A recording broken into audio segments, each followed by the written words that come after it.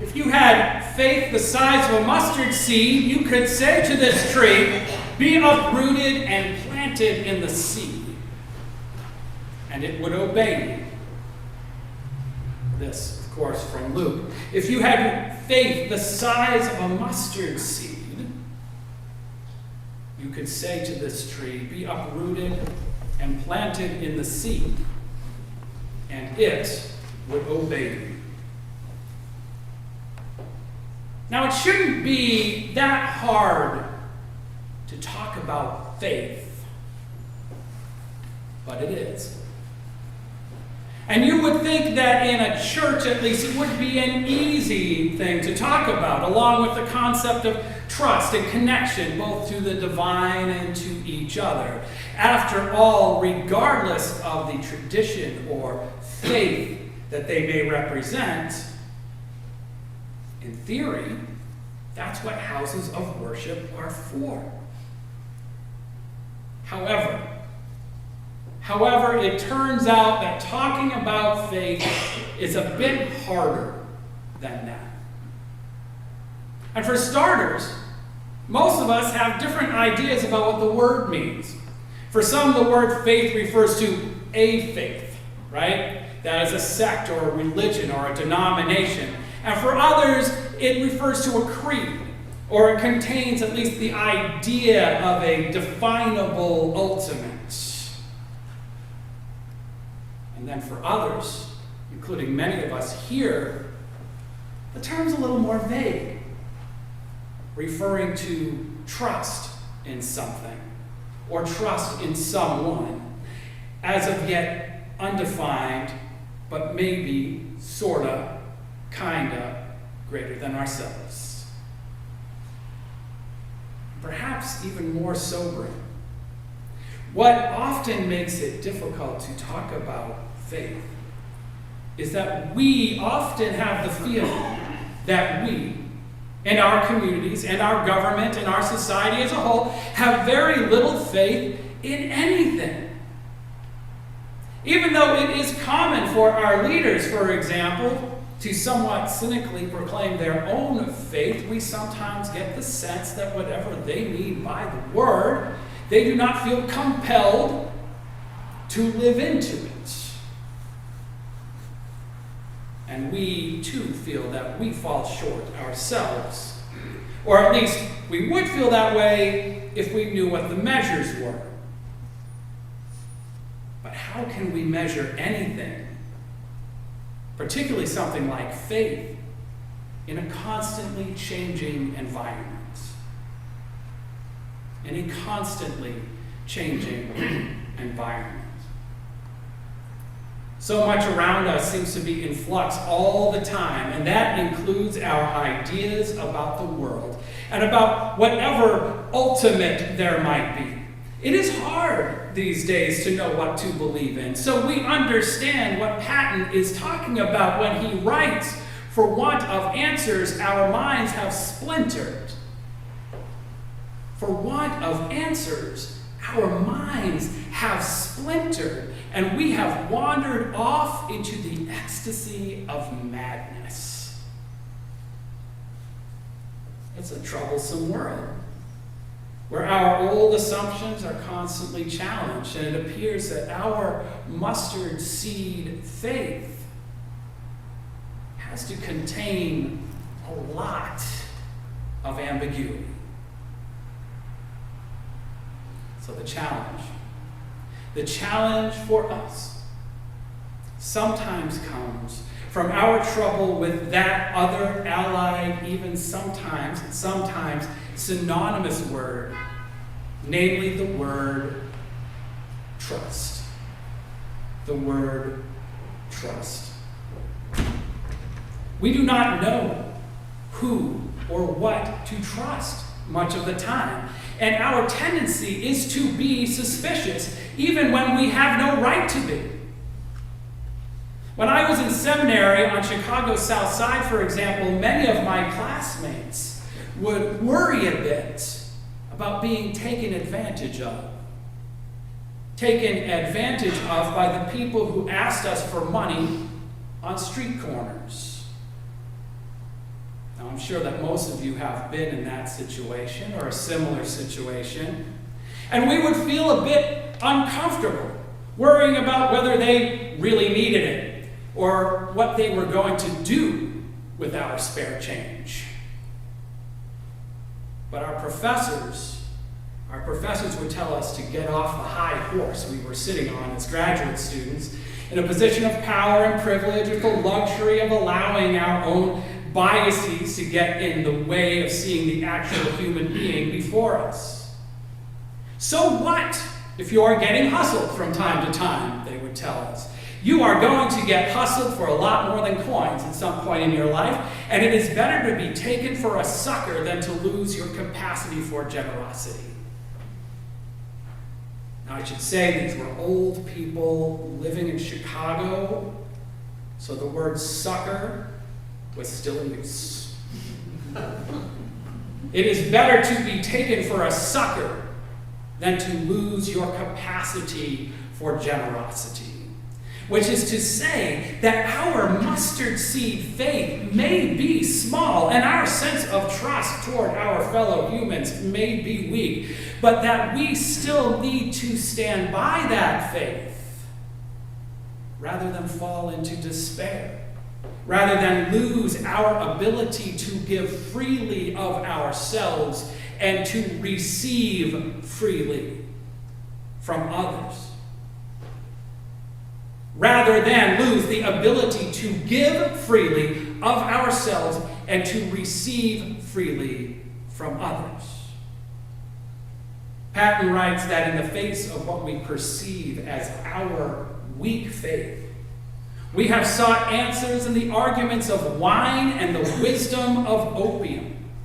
Many, he says, have stifled the voices, drowning them in hurry and noise. Many have listened unwillingly and turned away as soon as they could. It is a world built on doubt in many cases. And yet in our reading from Luke today, Jesus says that faith is in fact necessary and in fact accessible to us. If you have faith the mere size of a mustard seed, accessible to us, at least in a way, and at least a little faith. Here in Luke, Jesus is saying something very simple and very profound, but we see it through a complicated lens of traditions that try to put too much distance between us and what the Bible contains. We see it through a complicated lens that is substantially less than helpful at times. And when we start with that rhetorical flourish we began the sermon with, of the faith of the mustard seed uprooting an entire tree, our first instinct is probably to think of miracles. Of miracles. I won't ask for hands, but just think a little bit about what you heard when we got to that point. It's hard not to think that somehow Jesus here is talking about moving literal trees and telling us that faith is an avenue to worldly power. That this power of faith has applications in our lives that might get us things. Maybe money, maybe fame, but at least maybe cheaper landscaping. In fact, the image that always comes to my head, and maybe this happened to some of you, is from The Empire Strikes Back, when Luke Skywalker and Master Yoda raise that X-Wing from the swamp. Now, this idea of a miracle in this context, in defiance of physics, is a dramatic and dynamic interpretation of Jesus' words, but maybe not a terribly realistic one because it focuses on the sort of power that we humans don't really experience. And Jesus, though it may be hard to believe, Jesus in the Bible tended to speak in ways that drew from the experience of his listeners and gave them direction rather than despair. Jesus is into giving direction, not despair. And that's an important thing to remember. Instead, it seems to me that Jesus here is talking about the power of faith and its difficulty. Not about the power of Jesus or of the disciples or the prophets, but the power of faith. The lesson here has to do with the fact that a true faith, an open, flexible, caring faith, can change lives for the better and forever. Whether you can move a tree with your mind or not. And this is where we come back to that idea of faith as trust. And to those verses right before the mustard seed. First, we learn that failure is inevitable. In this reading, we learn that failure is inevitable. Failure to trust in the divine and in each other. Occasions for stumbling are bound to come, Jesus says.